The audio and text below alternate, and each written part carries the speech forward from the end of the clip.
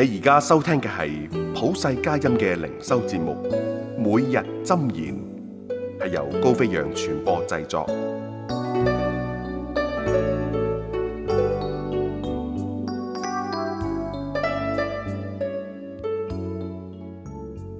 10月20日，主的晚餐，歡迎收聽每日箴言。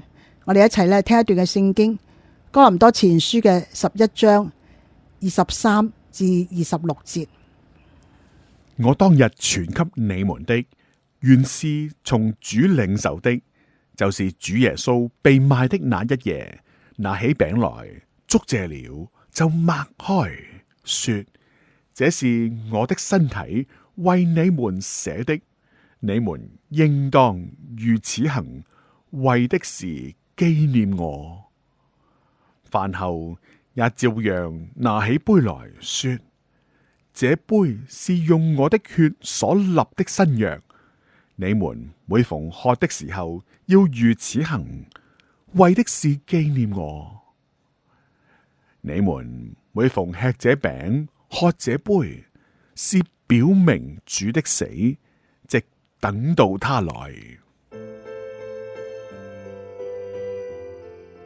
人話聖餐或者稱為聖體聖事，係一場可見嘅講道，再冇比呢個更美好嘅傳譯啦。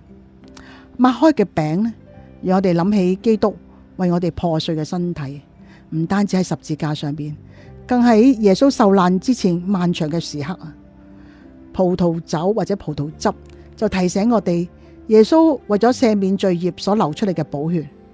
手捧住擘開嘅餅，揸住呢個杯，耳聽住耶穌話：這是我的身體，這是我的血，足以喚起靈魂深處神聖嘅哀慟，喚醒超越言語嘅摯愛同埋感恩。但係聖餐嘅意義遠遠不止於此。當我哋實實在在嘅領受餅同埋杯，就好似實實在在嘅吸收咗其中嘅熱量同埋維他命。被釘十字架嘅基督就進入咗我哋靈魂嘅深處，滋養我哋現世同埋永恆嘅生命。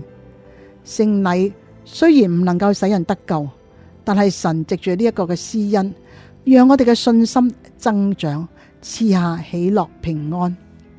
聖餐使我哋與神同埋基督嘅身體更深嘅結連。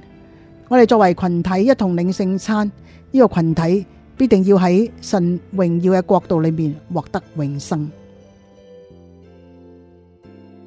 今日嘅金句喺哥林多前書10章16節：我們所祝福的杯，豈不是同領基督的血嗎？我們所擘開的餅，豈不是同領基督的身體嗎？神啊，感謝你啊，賜下聖餐，願佢永遠堅固我哋對你嘅信心，見證你為我哋所作嘅犧牲。阿門。